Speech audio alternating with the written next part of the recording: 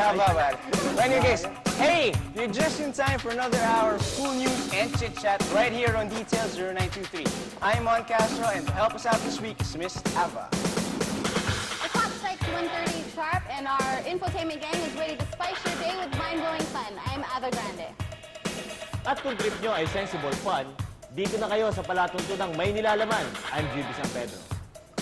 If you're in for another action-packed episode, join in with our tropa. I'm Abigail Alcaraz.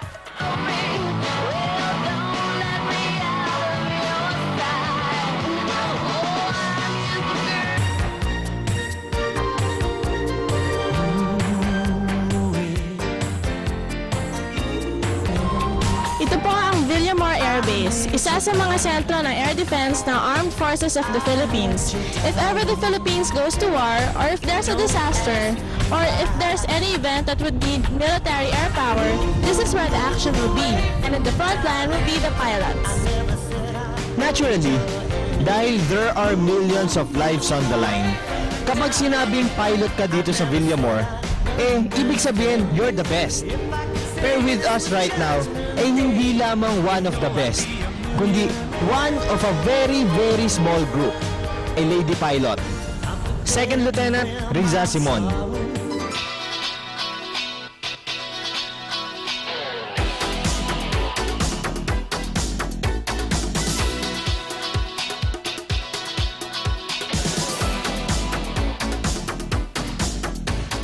Paano ka ba napasok dito sa airport?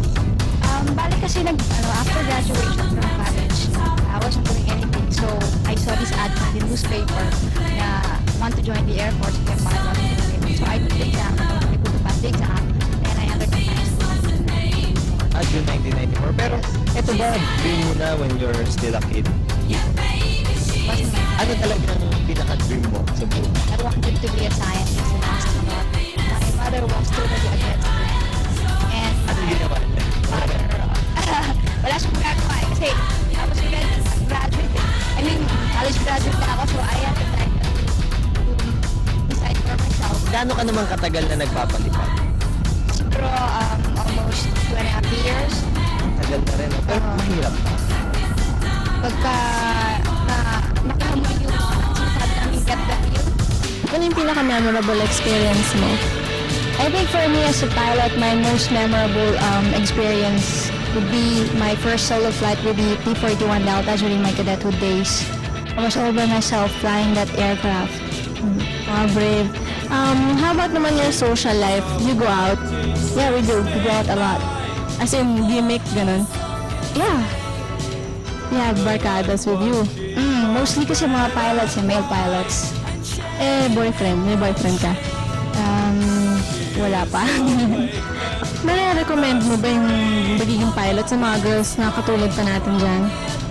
Yes, precisely. Kasi yung pagiging pilot is once in a lifetime experience eh. Parang it's something different, hindi siya parehas ng ibang profession. So I guess kung may mga ibang girls dyan na gustong maging piloto as long as they meet the requirements, so why not? Ano pa yung mga dreams mo kaya in the future pa? Basically, I would just like to be upgraded as a instructor pilot and test pilot of the S-76 Alpha. We're very lucky to have with us a newly assigned pilot, the person of Lieutenant Riza Simon. Since being 505 pilot is not a joke, it requires a skilled and capable pilot to do all the missions. As a lady, she has passed all the requirements.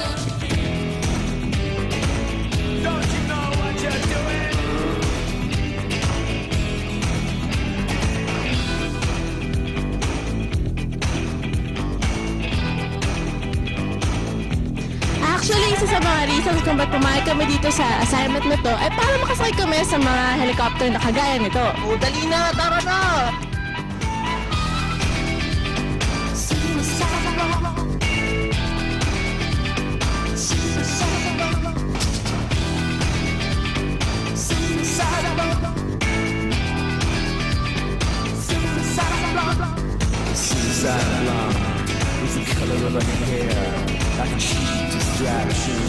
Galing ni Risa!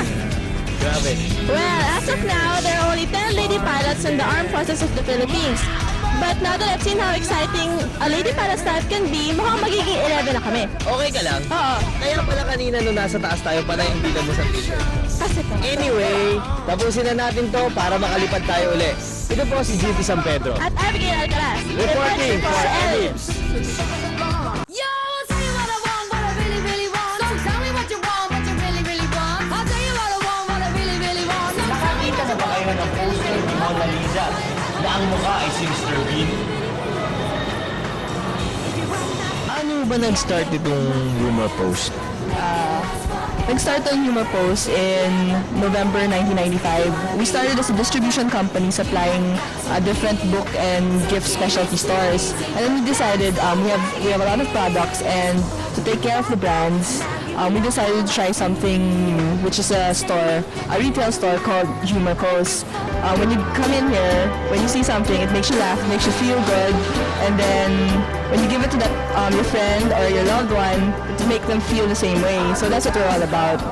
Ngayon, alam nyo na kung saan kayo pupunta para makita nyo ang inain at pinagkakaguluhang rumor post. Ako po si GP San Pedro para sa Inka.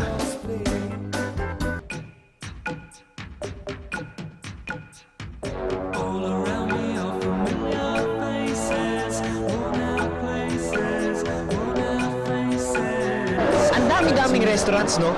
Kaya bago ka makakain eh, tiyak na nalipasan ka na ng gutom sa dami ng pagpipilian mo. At ang nakakatawa pa rito, eh halos iisa lang ang sineserve nila. Yung usual na pizza, burgers, wala na bang iba? Gusto ko sana yung medyo bago eh. Yung tipong exotic ang dating. Yung tipong... Teka.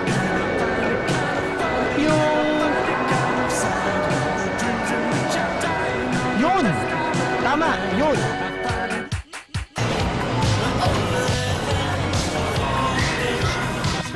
Now let's meet Mr. Roel Luna, the General Manager of Sushi Sushi. Sir, good afternoon. Yeah, good afternoon.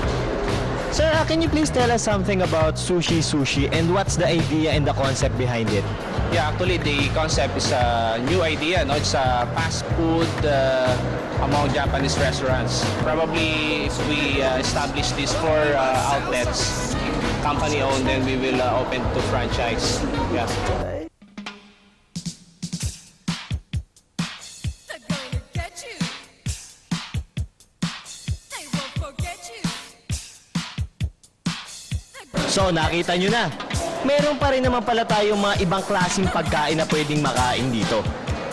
Mura, masarap, modern, high-tech, at higit sa lahat, kakaibang style.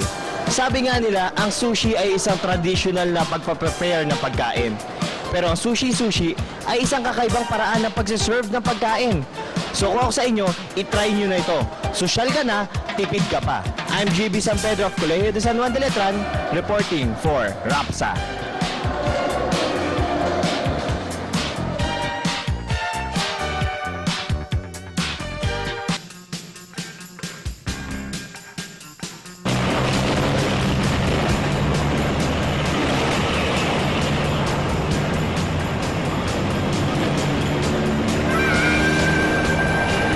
Dumadaan ba kayo sa EDSA?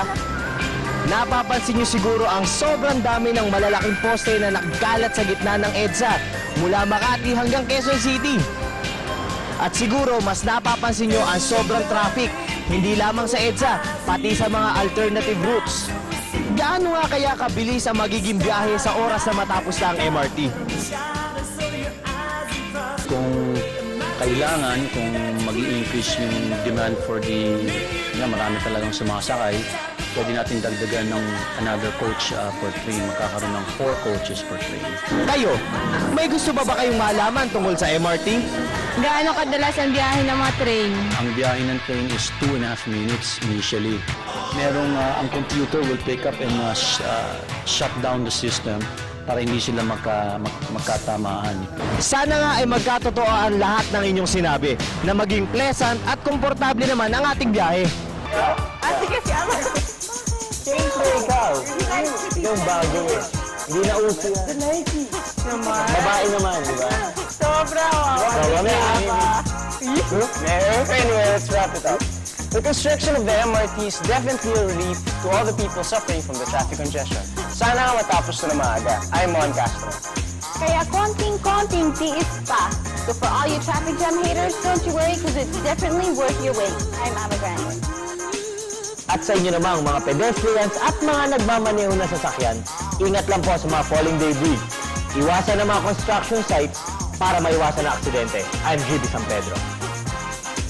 Just the same, obey traffic rules. Hindi po tayo exempted dito. Ito po si Abigail Alcaraz. So guys, we hope to see you again next week, same time, same channel, right here on Details 0923. Okay, let's eat. Tara. Let's eat. Papakain ka na? Papakain ka na? Let's eat. Basta siya mag-